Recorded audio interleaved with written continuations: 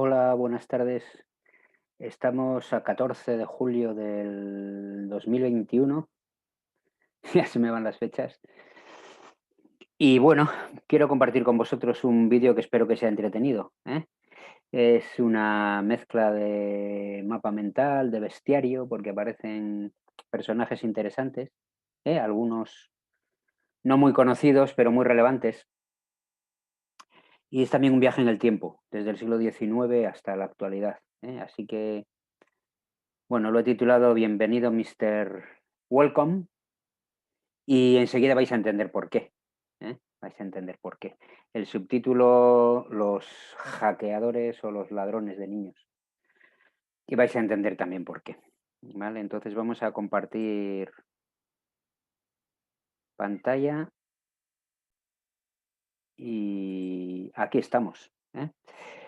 Y empezamos el viaje, un pequeño viaje en el que nuestra primera parada es con alguien bien conocido, ¿verdad? Uno de los grandes científicos, ¿eh? Dicen que una de las teorías científicas más importantes junto a las leyes de Newton, la relatividad o el psicoanálisis, ¿no? El origen de las especies, la teoría de la evolución, Carlos Darwin, Carlos Darwin. Charles Darwin tiene un alter ego, un coautor de su teoría que es poco conocido, que se llamaba Wallace, y que mientras Carlos, el profesor Darwin, trabajó durante décadas en su teoría, Wallace la vio así durante unas fiebres, creo que estaba en Guinea, en Nueva Guinea, ¿eh? Y se puso en contacto con Darwin, al que evidentemente ya conocía, y le mandó sus conclusiones y Darwin se apresuró a invitarle a ser coautores y realmente creo que incluso presentaron la teoría conjuntamente, ¿eh? Oficialmente son coautores, pero bueno, a efectos del gran público, Charles Darwin es el autor, ¿eh? El, el gran hacedor de la teoría de la evolución, ¿eh? En su origen de las especies. Bien, pues el profesor Darwin tenía un primo que se llamaba Sir Francis Galton, ¿eh? Galton era primo de Darwin, pero en sí mismo es una gran, enorme autoridad, ¿eh? Era lo que se llama un facético, ¿no? Un científico con muchas habilidades diferentes y acuñó el término eugenesia, ¿eh? Ya vamos entrando en materia, ¿eh? ¿Qué es la eugenesia? Bueno, pues basándose en las teorías de la evolución, él ideó su aplicación a la sociedad, ¿vale? Al ser humano. Y acuñó el término eugenesia para hablar de la selección de los mejores genes. Es decir, su punto de vista, ¿eh? Es que el desarrollo de la vida de un ser humano es básicamente debido a la herencia, ¿eh?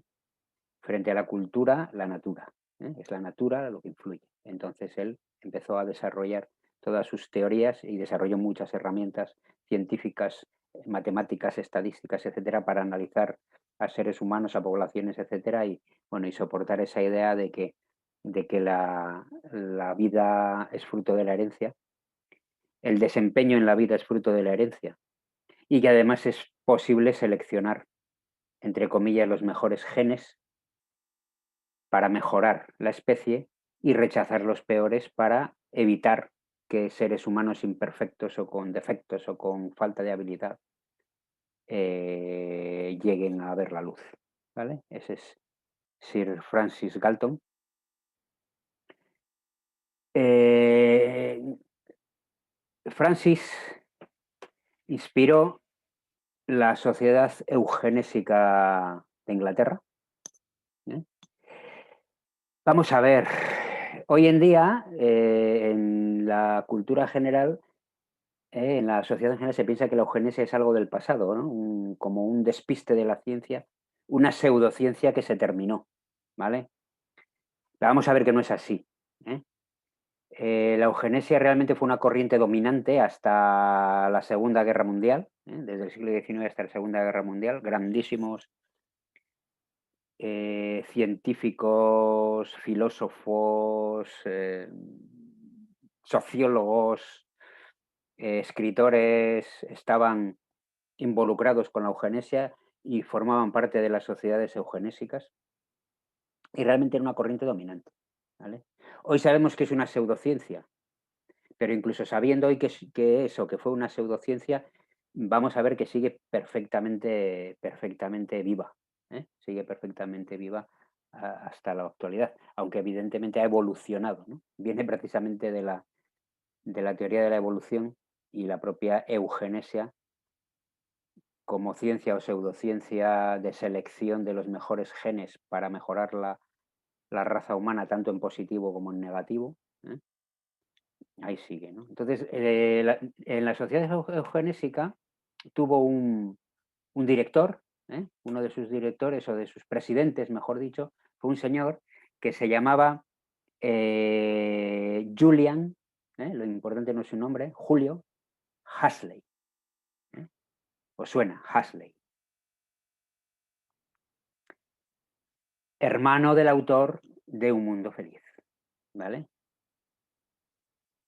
Ambos miembros de la Sociedad Fabiana, que he hablado algo de ella, que era un think tank o lo que, bueno, antiguamente se consideraba una sociedad secreta. Pero Julian Huxley era un reconocido eugenésico, que no dejó de ser eugenésico hasta el final, después de la Segunda Guerra Mundial. Fue nombrado primer director de la UNESCO, del Ministerio de Educación, Ciencia y Cultura del mundo.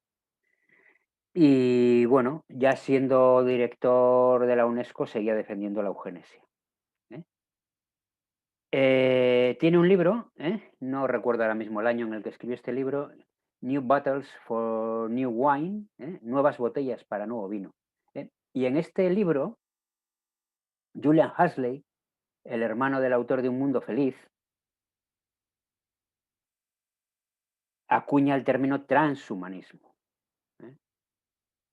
Y lo relaciona con la eugenesia. Dice que viene a decir que la combinación de la selección de los genes, ¿no? Hay que tener en cuenta que la eugenesia parte de la teoría de la evolución, pero se beneficia del desarrollo de las ciencias genéticas, y de la ingeniería genética durante el siglo XX, ¿no? Entonces él dice que la combinación de la genética y la neurología puede dar lugar a un nuevo ser humano. Un ser humano que además, combinado con la tecnología, ya sea, digamos, que se trascienda a sí mismo. Ya no sea humano, sino que sea transhumano. Entonces, fijaros que el director del Ministerio de Educación, Cultura y Ciencia del mundo, ya justo después de la Segunda Guerra Mundial, ya es un transhumanista, eugenésico transhumanista reconocido. Estamos hablando de darwinismo social y estamos hablando de fusión entre tecnología y biología en el ser humano, ¿vale? La sociedad eugenésica, evidentemente, la eugenesia como corriente, vamos a llamarlo científica, realmente pseudocientífica dominante, pierde prestigio en la Segunda Guerra Mundial. ¿Por qué? Pues porque los nazis eran unos activos eugenésicos. En realidad no tenía nada especial, porque en ese momento todo el mundo era eugenésico, o todo el mundo lo había sido, ¿vale? Era una corriente dominante. Pero el hecho de que lo fueran los nazis, y practicaran la eugenesia de una forma tan radical, con la eliminación de algunos y con la experimentación con otros, los campos de exterminio y Mengele, ¿no? Hizo que la eugenesia perdiera prestigio y que no estuviera bien visto ser eugenésico, ¿vale? Entonces, al cabo del tiempo, la Sociedad Eugenésica Inglesa cambia su nombre por el Galton Institute, pero sigue existiendo, y sigue teniendo digamos, unas relaciones muy fuertes con el mundo de la genética y con el estudio, digamos, de los rasgos biológicos y genéticos y hereditarios en el ser humano y en la sociedad, ¿no? Y está ahí presente perfectamente. Bien, esta es una de las líneas, ¿no? Que ya veis que llega prácticamente hasta la actualidad, ¿no? Aquí aparece otro personaje y este es bienvenido, welcome, ¿vale? Este es Sir Henry Solomon Welcome, ¿eh? Este era un norteamericano que, bueno, aterrizó en Inglaterra, fundó una empresa farmacéutica a la que le fue muy bien, se convirtió en un magnate, en uno de los pioneros de la Big Pharma, ¿eh? Sir Henry Welcome, ¿eh? También si buscáis un poco su biografía veréis que que tuvo muchas facetas, ¿eh? En su época, evidentemente, prácticamente toda la clase dirigente, élite, incluso clase media alta británica era imperialista, ¿no? Y colonialista. No es algo diferente en el señor Bienvenido. Y fue también un masón muy activo en diferentes logias y en diferentes sociedades afines, ¿vale? Cuando hablamos aquí de logias, sociedades secretas, etcétera, la gente enseguida se echa las manos a la cabeza y habla de conspiranoias y demás, pero cuando hablamos de este tipo de sociedades, hoy en día los llamamos think tanks, ¿eh? Y nos parece algo mucho más accesible y cotidiano.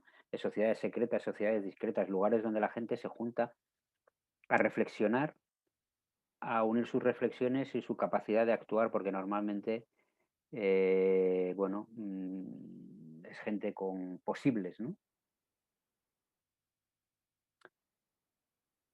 Entonces el señor Welcome, cuando muere, funda el Wellcome Trust, ¿eh? El Wellcome Trust es una entidad sin ánimo de lucro, una especie, pues no sé si exactamente una fundación, ¿no? Pero pues, se parece mucho a lo que es la Fundación Bill y Melinda Gates.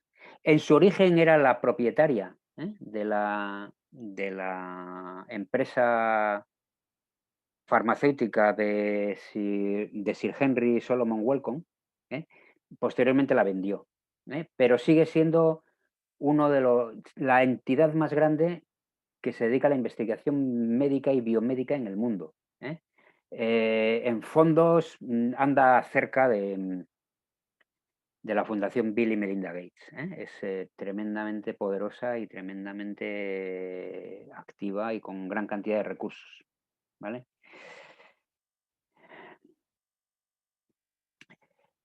El Wellcome Trust, por supuesto, muy metido en la investigación genética, biogenética, biomédica, es el depositario actualmente de los archivos históricos de la Sociedad Eugenésica Inglesa, ¿eh? Que no están en el Galton Institute, sino que están en el Wellcome Trust, ¿eh? O sea, está directamente y estrechamente relacionada con la Sociedad Eugenésica Inglesa, ¿eh? Fijaros, cuando hablamos de eugenesia siempre hablamos de selección, de darwinismo social, de selección no ya natural, sino de selección intencional, humana, de los mejores rasgos para mejorar la especie, ¿eh? Básicamente cosas parecidas a las que nosotros hacemos con los caballos o con las vacas, ¿vale? Pero hecho con seres humanos, ¿eh? Bien, aquí está el Wellcome Trust, grandísima e influyente entidad de investigación médica, la más grande del mundo, ¿eh?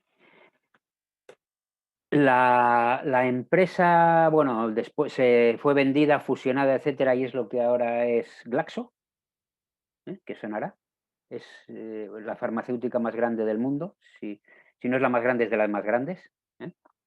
y evidentemente de las más poderosas. Y un ejemplo de actividades en las que está el Wellcome Trust está, por ejemplo, el Sanger Institute. Ya veis ahí que es el Wellcome Sanger Institute, ¿eh? Que viene está en honor digamos, al pionero del genoma del ADN, ¿eh? Y es una entidad patrocinada por el Wellcome Trust, ¿vale? Bien, seguimos.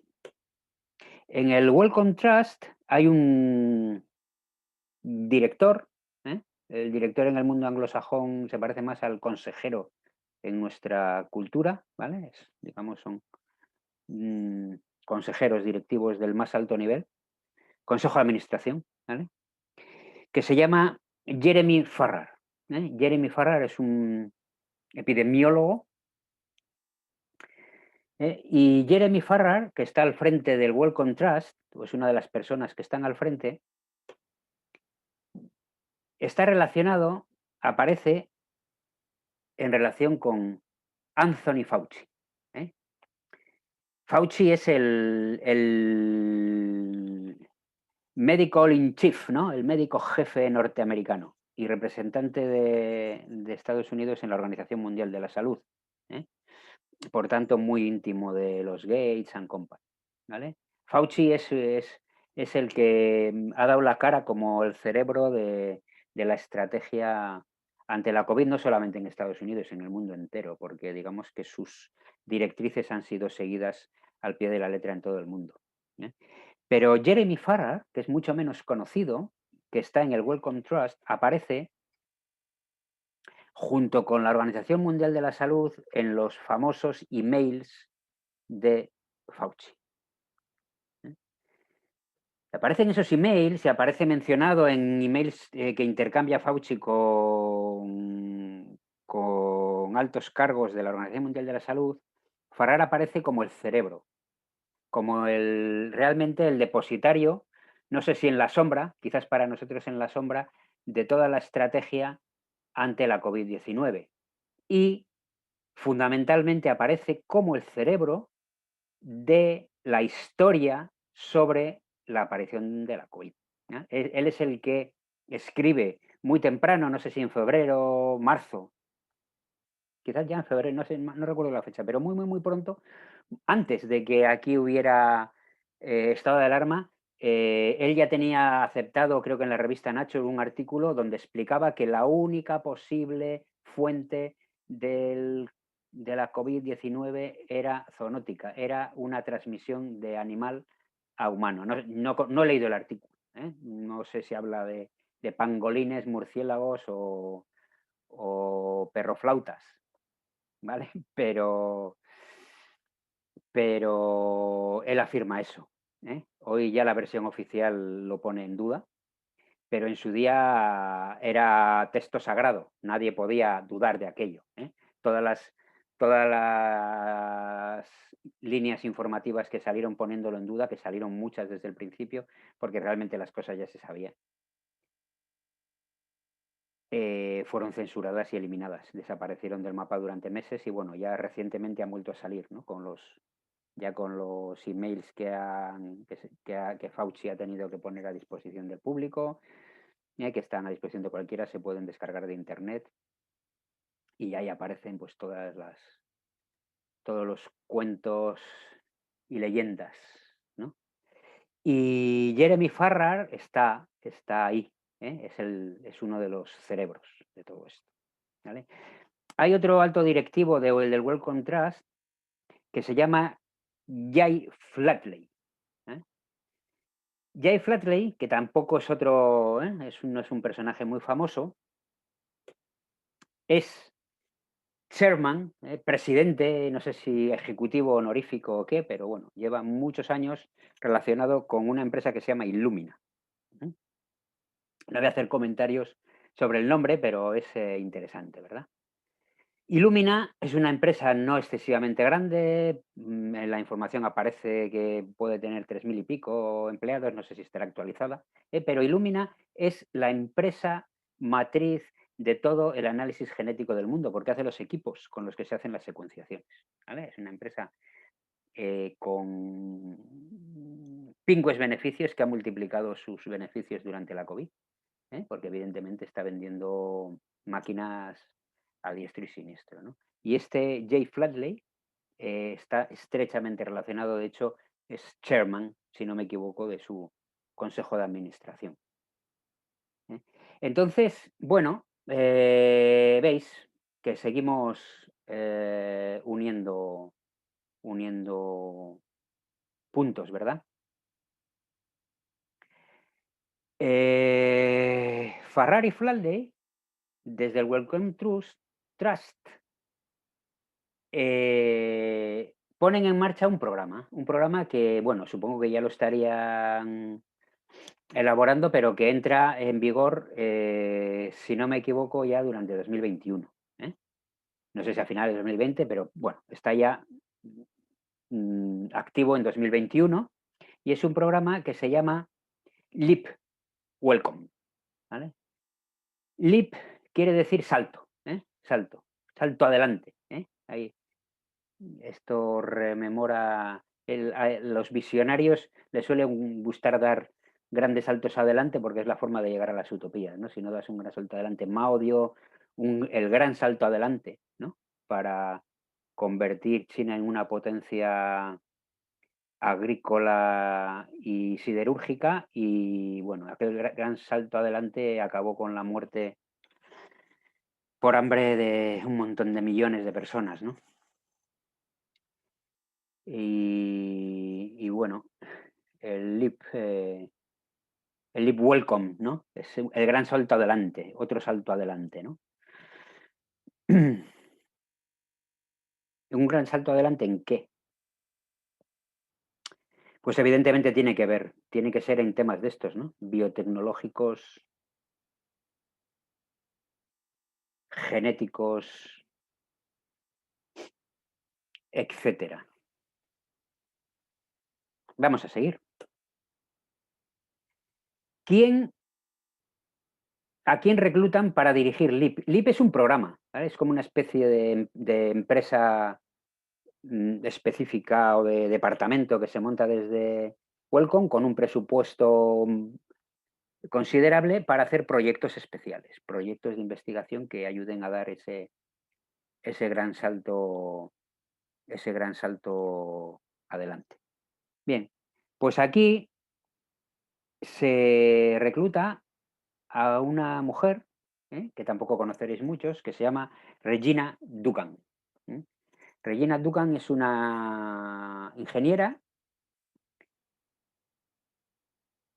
que lleva muchos años gestionando grandes programas de investigación,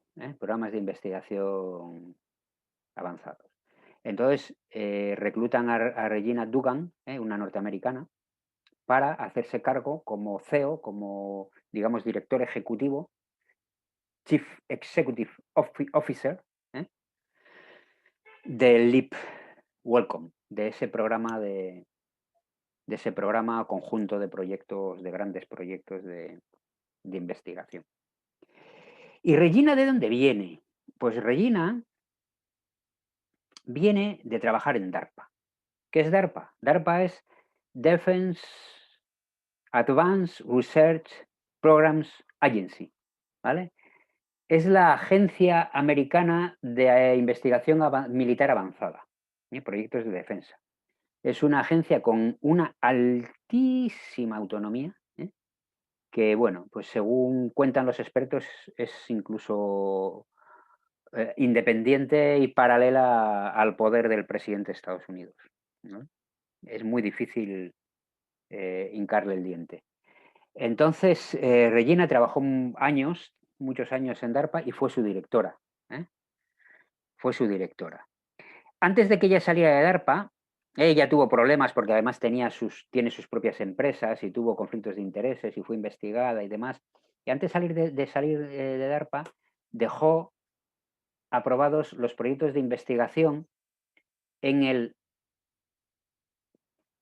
ARN mensajero, que dieron lugar a la colaboración, a la inversión de DARPA en Pfizer y en Moderna. Moderna es Mode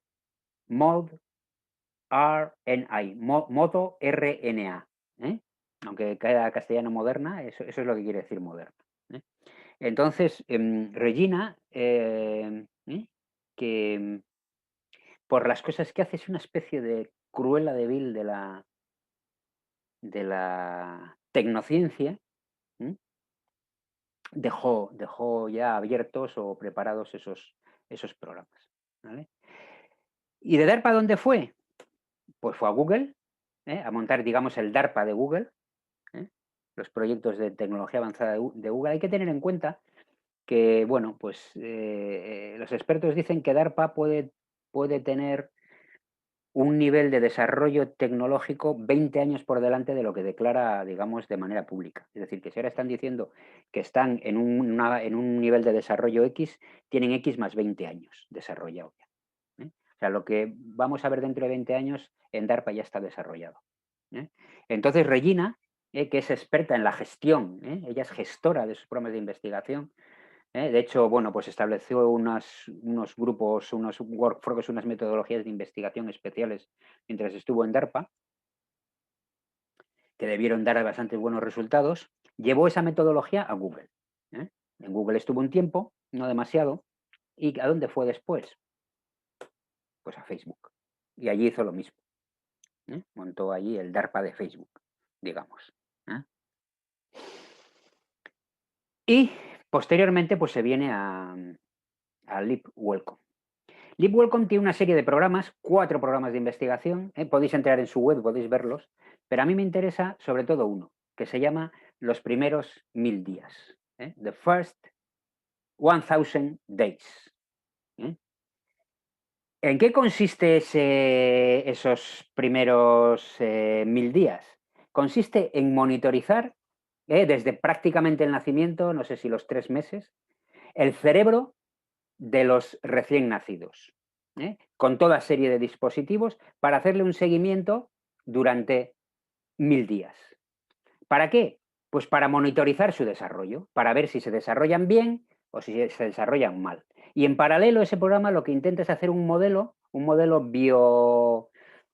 biotecnológico de lo que sería un cerebro perfecto para conectar o comparar el cerebro de esos niños reales con ese modelo biotecnológico. Entonces ya veis cómo esto se relaciona con la genética, ¿no?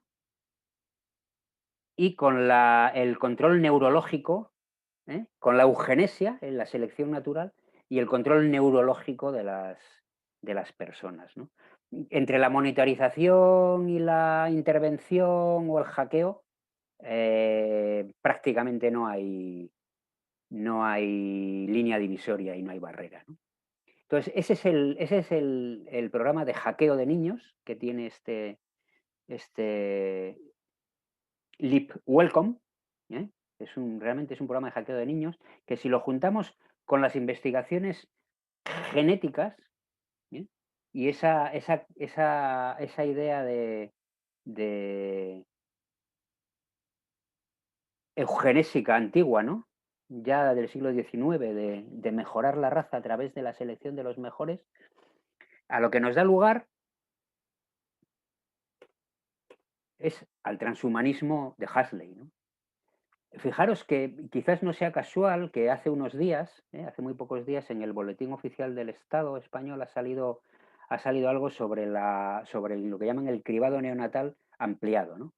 Hasta ahora a los neonatos se les chequea por si tienen ciertas enfermedades, y a lo que vamos es de hacer un cribado genético, en el que, bueno, gente como los que hemos hablado antes, como Flatley y Farrar, están metidos en el contexto del Foro Económico Mundial de Davos, en el que, bueno, pues se está hablando de hacer un cribado, pero un cribado genético total para detectar a priori los posibles defectos que puedan tener esos niños y poder intervenir, ¿no? Entonces estamos ante el transhumanismo y ante los bebés transhumanos, ¿no? Los bebés monitorizados neurológicamente y genéticamente, ¿no? Cribados genéticamente desde la infancia. No sé si incluso construidos, ¿no? Porque desde entre el cribado neonatal y la creación genética previa también la línea divisoria prácticamente no existe, ¿no? Entonces ya veis que hemos hecho aquí un mapa bien bonito, en el que, bueno, nos faltaban algunos sospechosos habituales. Por aquí que hemos visto gente relativamente desconocida, sobre todo los modernos, ¿no? Los antiguos como Galton o Darwin son muy conocidos, pero aquí aparecen BlackRock y Vanguard, ¿vale? BlackRock y Vanguard son accionistas principales de Moderna y de Pfizer, y también aparecen de forma prominente en el accionariado de esta empresa con ese nombre tan curioso, que es Illumina, que es la que controla los equipamientos de secuenciación genética a nivel global, ¿no? Bueno, que BlackRock y Vanguard estén en los accionariados de estas empresas tampoco es tan raro, porque están en todas prácticamente, y con más razón en estas digamos, de gran proyección, ¿no? Illumina fue declarada por el Instituto Tecnológico de Massachusetts como la empresa más inteligente del mundo, lo cual habla de cuál es la concepción de inteligencia de esta gente, ¿no? Y bien, pues aquí estamos, ¿no? Ante el hackeo de los niños, ¿no? Los primeros 1000 días. Entonces, bueno, esto nos puede, a mí por un lado me fascina, cómo el hilo conductor está ahí, y cómo esa idea de que la eugenesia se quedó estancada en la Segunda Guerra Mundial a causa de los nazis no es real, sigue perfectamente en vigor. De hecho, de una forma o de otra ha seguido siendo y sigue siendo una ideología, porque es una ideología más que una ciencia, ¿no? Dominante, apoyada en las investigaciones genéticas y, por otro lado, ya ampliada con todas las investigaciones neurocientíficas y biotecnológicas. Entonces, yo me voy a mojar un poquito en lo que pienso respecto a esto, ¿vale?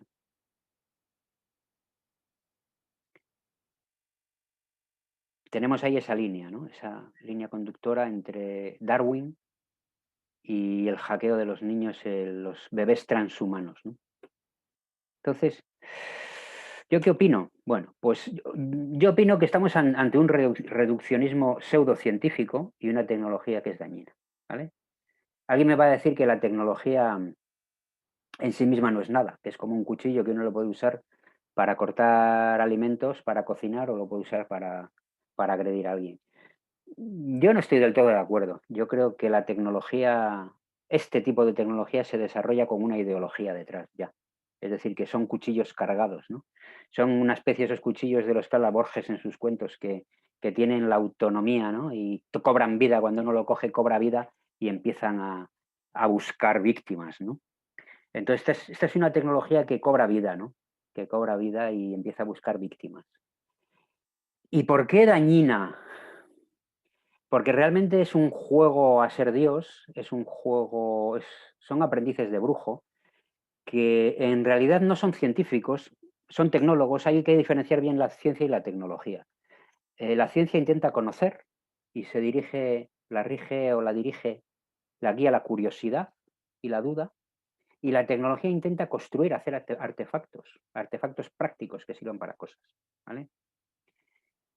La ciencia es un gran instrumento para la tecnología, porque en la medida que conoces más, eres capaz de hacer más artefactos, pero ni es condición necesaria ni es condición suficiente. Uno puede desarrollar tecnología sin ciencia, incluso con ideas pseudocientíficas, ¿eh? Los inventores de la aviación, los hermanos Wright, no eran científicos, tenían un taller que arreglaban bicicletas y motocicletas y demás, ¿eh? Entonces, esto sobre todo es tecnología de transhumanismo, y es pseudociencia en el sentido de que es reduccionista. ¿Por qué? Pues porque considera que el ser humano es genes y neuronas, ¿vale? Es un reduccionismo atomicista, es como, si pensáramos que la realidad son átomos y ya está, y no hay nada más. Y entonces vas al átomo y ya tienes la montaña y el río y tal. No, porque hay una emergencia, hay emergencias a partir de los átomos. Entonces el ser humano es mucho más que genes y es mucho más que, que neuronas. ¿Vale? La mente no son neuronas, la mente no está en el cerebro. ¿Eh? La mente está encarnada en el cuerpo. ¿Eh? El cuerpo es una mente. ¿Por qué? Porque el cuerpo es un dispositivo bueno, dispositivo es llamarlo otra vez reduccionista, ¿no? Es un, es una entidad natural que está acoplada con su entorno, ¿vale? Entonces, ni es neuronas ni es genes, porque a lo que dan lugar los genes o a lo que dan lugar las neuronas depende del cuerpo en el que están y depende del contexto en el que están, ¿vale? Esto es difícil de explicar, pero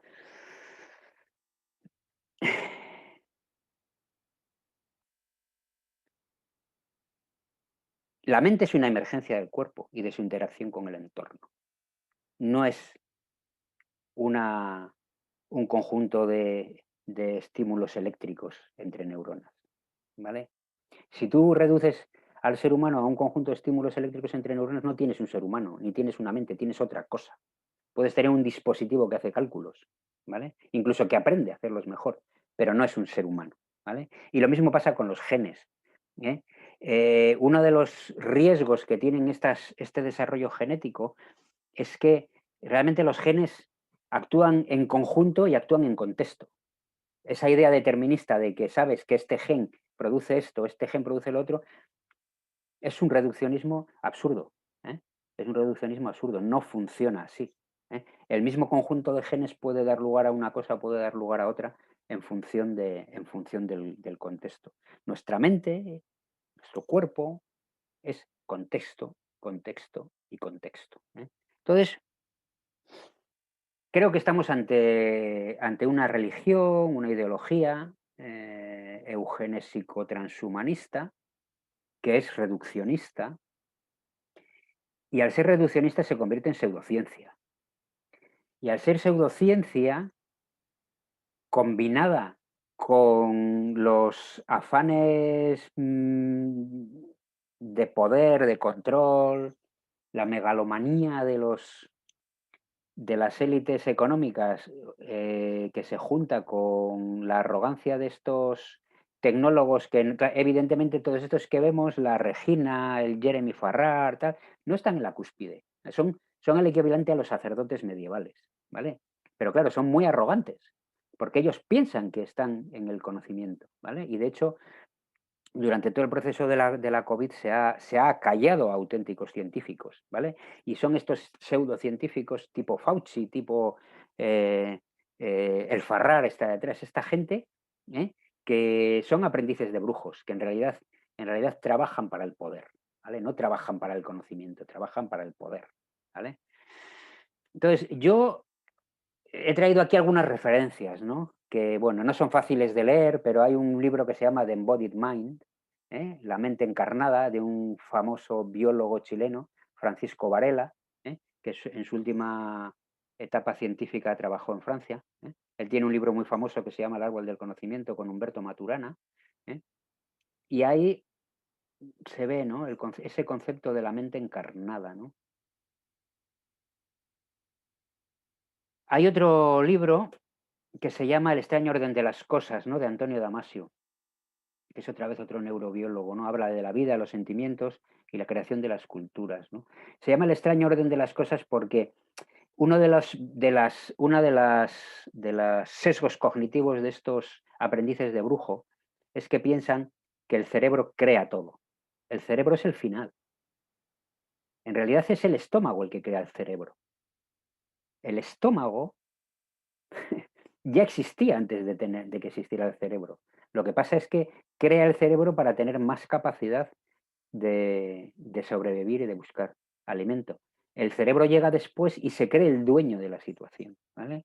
Y el neocortes llega al último y se cree el dueño de la situación. Pero es el cuerpo el que crea el cerebro. De hecho, Antonio Damasio habla de lo que él llama el primer cerebro, que es el cerebro entérico, ¿no? Que tenemos un conjunto de redes neurológicas, neuronales por todo el aparato digestivo, ¿no? Y él lo llama el primer cerebro, ¿no? Él dice que en realidad somos más bien un paquete de vísceras metidas en una carcasa y con elementos para transportarnos, ¿no? Entonces, realmente toda esta idea del conocimiento embebido, ¿no? De la mente embebida, encarnada en el cuerpo y en el contexto, no lo olvidemos, ¿eh? Es algo que estos geneticistas, eugenecistas, neurólogos que intentan sacar las neuronas y ponerlas en un ordenador y tal, tienen totalmente desdibujado y sesgado, ¿vale? Seguramente lo que consigan es hacer daño, pero desde luego no van a conseguir ese hackeo y esa descorporalización, ¿no? Porque los seres humanos somos cuerpos, ¿vale? Somos cuerpos, redes de cuerpos, ¿vale? Cuerpos en relación, ¿no? Cuerpos que nos abrazamos, que nos besamos. Y hay otro libro que se llama Behave, ¿no? Creo que está traducido como Compórtate al castellano, de Robert Sapolsky, que es muy interesante porque ahí se ve como cuando tú haces algo, cuando desencadenas un comportamiento X, en realidad estás poniendo en acción millones de años de historia, ¿no? Él analiza el comportamiento desde el origen de la vida hasta el momento en el que tú le das al botón, ¿eh? Desde el principio de la vida hasta el momento en que yo hablo. Todo mi comportamiento está cultivado en esos millones de años.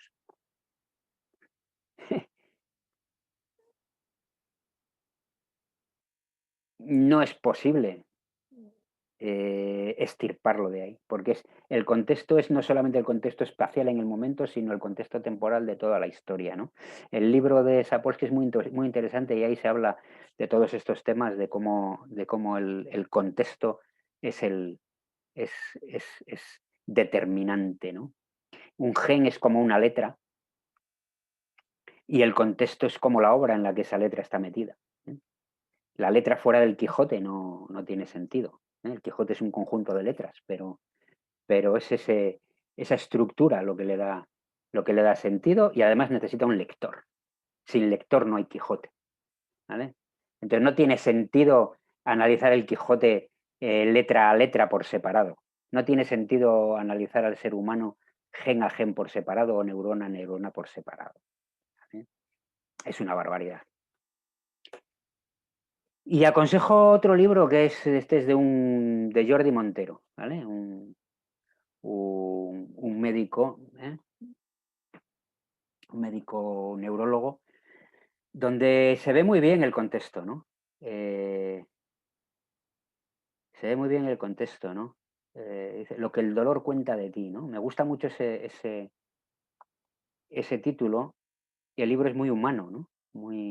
Nada que ver con un médico que se distancia de sus pacientes, sino todo lo contrario, ¿eh? Hay momentos en los que hay gente que dirá que es casi un brujo, ¿no? El neurólogo. Lo que el dolor cuenta de ti, ¿eh? Una de las características del transhumanismo es que busca la inmortalidad y la ausencia de dolor, ¿eh? La perfección de la raza humana, ¿no? Sin dolor, sin conflictos, sin peleas.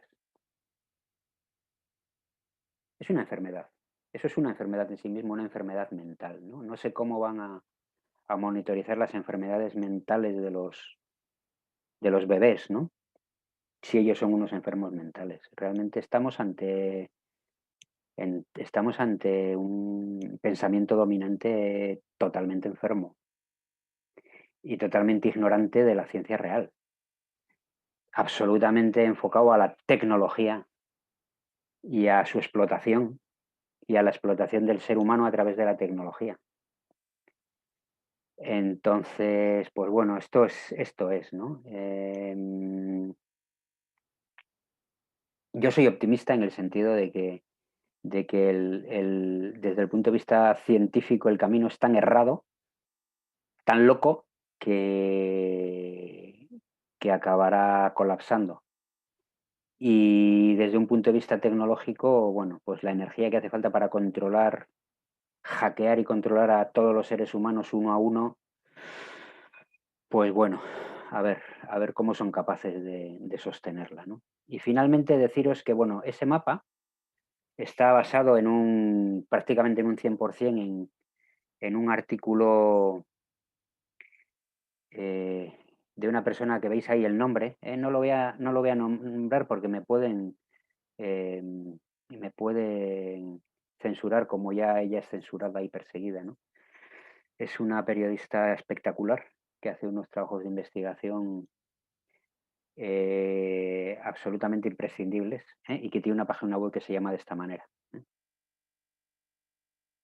Podéis entrar ahí.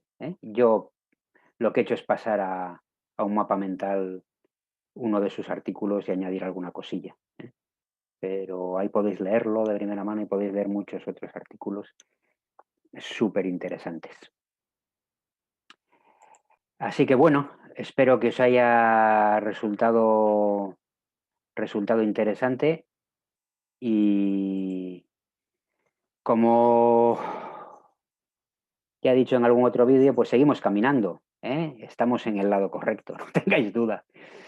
Eh, Posiblemente vamos a pasar tiempos duros, pero también fascinantes y apasionantes. Así que seguimos en el camino. Un beso muy grande. Un abrazo. Hasta pronto.